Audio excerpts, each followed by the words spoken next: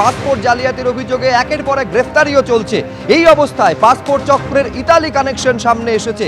যে ব্যক্তিকে গ্রেফতার করা হয়েছে তার 10 বছর ধরে তিনি ইতালিতে ছিলেন বলে তথ্য সামনে আসছে। চাকদা থেকে গ্রেফতার করা হয়েছে ধীরেন ঘোষকে। 2007 থেকে 10 বছর ইতালিতে ছিলেন এই ধীরেন ঘোষ। অনেককে ইউরোপে যাওয়ার ব্যবস্থা করে দিয়েছেন ধীরেন। ধৃত মনোজ গুপ্তকে জেরায় ধীরেনের খোঁজ পাওয়া যায় বলে সূত্রের খবর। অর্থাৎ পাসপোর্ট জালিয়াতি কাণ্ডে ধৃতের সংখ্যা বেড়ে দাঁড়ালো 8।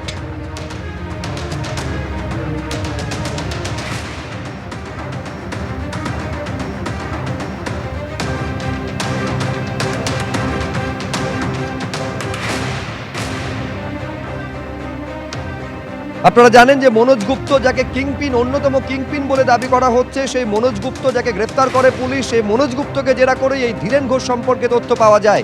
এই ধীরেন ঘোষ 10 বছর তিনি ইতালিতে ছিলেন। অর্থাৎ পাসপোর্ট চক্রে এবার ইতালি কানেকশন সামনে এসেছে।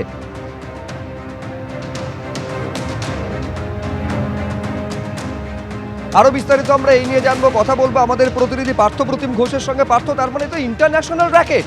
ইতালিতে একজন 10 বছর ধরে ছিলেন, তিনি এই পাসপোর্ট চক্রের সঙ্গে পুরোপুরি জড়িত। শুধু তাই নয়, সূত্রের মারফত এও খবর পাওয়া যাচ্ছে যে কারোর যদি ইউরোপে যাওয়ার প্রয়োজন হতো তার ব্যবস্থাও নাকি ধীরেন ঘোষ করে দিতেন। দেখো, এর চক্র, এর জাল যে কতদূর পর্যন্ত ছড়িয়ে রয়েছে সেটা কিন্তু একেবারে যত তদন্ত এগোচ্ছে তত কিন্তু একেবারে আরও গভীর থেকে গভীরতম হচ্ছে।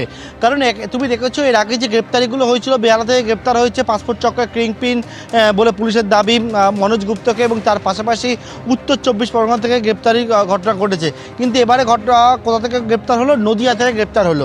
অর্থাৎ কলকাতা পুলিশের এই তদন্তে নেবে তার জাল একেবারে বেহালা, উত্তর 24 পরগনা, নদিয়া, বাগদা, এই সমস্ত বিভিন্ন জায়গায় যে ছড়িয়ে সেটা সামনে আসছে। এবং ধীরেন ঘোষ, যাকে গতকাল রাত্রিবেলা নদিয়ার যে বাড়িতে থাকতো, সে চাকদা এলাকা যেখান থেকে গ্রেপ্তার করা হয়েছে, তাকে সেখান থেকে গ্রেপ্তার করার পর তার বাড়ি থেকে বেশ কিছু নথিপত্র উদ্ধার হয়েছে, কেওয়াইসি উদ্ধার হয়েছে। যেমনটা জানা যাচ্ছে, এই ধীরেন ঘোষ সম্পর্কে 2007 সাল থেকে 2017 সাল পর্যন্ত সে ইতালিতে ছিল, এবং সেখানে ইতালি থেকে ফিরে আসার পরবর্তীকালে এই পাসপোর্ট জালিয়াতি চক্রের সঙ্গে সে যুক্ত হয়ে যায়। এবং সেক্ষেত্রে যেহেতু ইতালিতে ছিল, ইউরোপিয়ান বিভিন্ন কান্ট্রিগুলোর সঙ্গে তার যোগাযোগ ছিল, সে কিন্তু এখানে একটা মিডলম্যানে কাজ করতো। অর্থাৎ যারা ভারতীয় পাসপোর্ট নেবে, অর্থাৎ অনুপ্রবেশকারীরা, তার পরবর্তীকালে যারা ইউরোপিয়ান কান্ট্রিগুলোতে যাবে, সেক্ষেত্রে তাদেরকে ভিসা পাইয়ে দেওয়া, তাদের সঙ্গে অর্থাৎ বিদেশের সঙ্গে তার যোগাযোগ, অর্থাৎ ইউরোপের সঙ্গে তার যোগাযোগ, পাশাপাশি ইউরোপিয়ান কান্ট্রিতে যোগাযোগের পাশাপাশি বাংলাদেশের সঙ্গে তার একটা যোগাযোগ, সেটা কিন্তু তদন্তকারীরা পেয়েছে। এবং এক্ষেত্রে ধীরেন ঘোষ, যিনি একদম একেবারে সাদা মাটা দেখতে, এবং সেক্ষেত্রে কিন্তু তিনি যেহেতু ইতালিতে দীর্ঘদিন ধরে কাজ করছিল, সেই ক্ষেত্রে তার নেটওয়ার্কটা কিন্তু একেবারে বিদেশে বিভিন্ন জায়গায় ছড়িয়ে রয়েছে। অর্থাৎ এই পাসপোর্ট কাণ্ডের তদন্তে একেবারে বিদেশ যে যোগ, সেটাও অনেকটা সামনে আসছে। এবং এক্ষেত্রে জানা যাচ্ছে মনোজ গুপ্ত তার সঙ্গে সরাসরি। তুমি আমাদের সঙ্গে থাকো। এই ব্যক্তি হচ্ছে ধীরেন ঘোষ, যাকে আপনারা দেখতে পাচ্ছেন গাড়িতে তোলা হচ্ছে, পুলিশের গাড়িতে। যেটা পার্থ বলেছিল, একেবারে সাদামাটা চেহারার ধীরেন ঘোষ 10 বছর ইতালিতে ছিল। এমনকি পুলিশ সূত্রে এও দাবি করা হচ্ছে যে ইউরোপে যাওয়া শুধু নয়, ভিসার প্রয়োজন হলে তার ব্যবস্থাও ধীরেন ঘোষ করে দিতেন।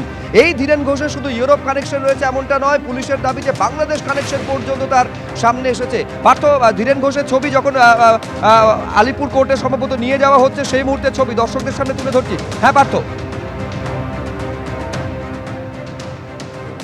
দেখো, একেবারে ধীরেন ঘোষকে দেখতে পাচ্ছ, পুলিশ কিন্তু নিজেদের হেফাজতে পেয়েছে এবং তাকে জিজ্ঞাসাবাদ করবে। এবং আগে যে বিষয়টা বললাম, এর পাশাপাশি তোমার নিশ্চয়ই মনে আছে, সম্প্রতি বেশ কিছু জায়গার ছবি উঠে এসেছিল। সেটা হচ্ছে দক্ষিণবঙ্গ ফ্রন্টিয়ার বা উত্তরবঙ্গ ফ্রন্টিয়ার, যেটা হচ্ছে বিএসএফ এর মধ্যে পড়ে, যেখানে কাঁটাতারবিহীন এলাকা, যেখান থেকে অনুপ্রবেশের ঘটনা ঘটছে।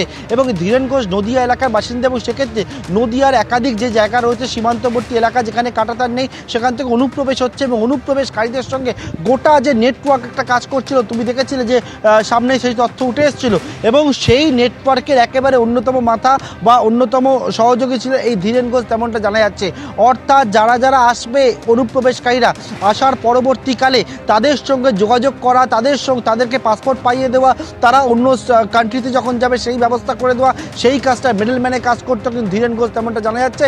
এবং ধীরেন ঘোষ যদি নদিয়া থেকে এই কাজটা করে থাকে, তাহলে এই পাসপোর্ট তৈরির কারখানা বলা যেতেই পারে সেটা বেহালা, দক্ষিণ কলকাতা। অর্থাৎ এই মনোজ গুপ্ত যে অফিস ছিল, সেই অফিস অফিসের মধ্যে এইরকমভাবে পাসপোর্ট তৈরি হতো, অর্থাৎ পাসপোর্ট ভিসা এই যে চক্রটা, সেই চক্রের জাল যে কত দূর পর্যন্ত বিস্তৃত রয়েছে সেটা কিন্তু এখনও তদন্তকারীদের সামনে একেবারেই স্পষ্ট নয়। একের পর এক গ্রেপ্তারি হচ্ছে। ধীরেন ঘোষকে নিয়ে মোট 8 জনকে গ্রেপ্তার করলো লালবাজারের গোয়েন্দারা, এবং এর পিছনে আরও কে কে কীভাবে যুক্ত রয়েছে, কতজন আদৌ এরকম পাসপোর্ট পেয়ে গেছে, গোটা বিষয়টা যত সামনে আসে তত কিন্তু চমকে দেওয়ার মতো তথ্য সেটাই কিন্তু উঠে আসছে।